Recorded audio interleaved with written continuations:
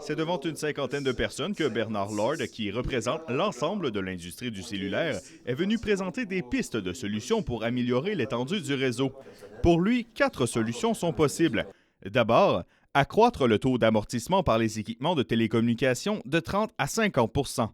Ensuite, construire plus de sites d'antennes pour une meilleure couverture. Aussi, utiliser les revenus de la vente de spectre pour investir dans les tours cellulaires. Et finalement, créer un regroupement de municipalités pour cibler les besoins en infrastructure. Mais je vais être très, très clair. Nous, nos entreprises, on ne demande pas de subventions des gouvernements. On n'est pas dans ce marché-là.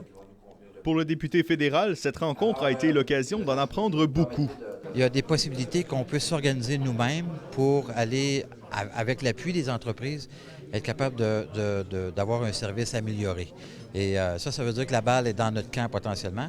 Mais pour des citoyens présents, leur vision des choses est bien différente. Dans les zones rurales où c'est pas rentable, ces zones-là auraient pu être cédées en partie, des tout petites quantités de fréquences au MRC ou au gouvernement local. Si l'idée, c'est que nous autres, on se prend en main, puis on finance une infrastructure, on bâtit des antennes avec des argents à nous, ça c'est ridicule, là. Faut pas rêver en couleur. Le dossier des télécommunications est loin d'être clos. Bernard Généreux a l'intention de rencontrer le président du CRTC, le ministre fédéral de l'Industrie, et même de convier les dirigeants d'entreprises de cellulaire au même genre d'exercice qu'avec Bernard Lord. Michael Demers à La Pocatière.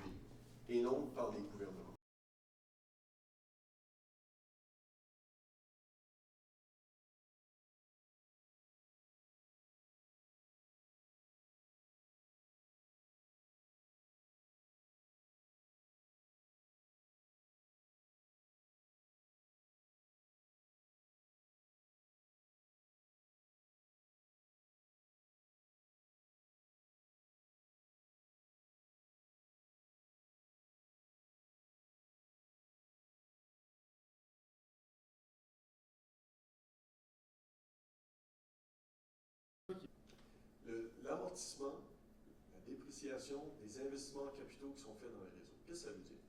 Présentement. Donc, en 2003, je ne sais pas si c'est une erreur de parcours probablement, mais on s'est joué plus tard au Parti conservateur du niveau. Je pense que cette cinquième possibilité-là, si le gouvernement fédéral voudrait vraiment s'y mettre, il pourrait donner beaucoup de chance à la grandeur du Canada.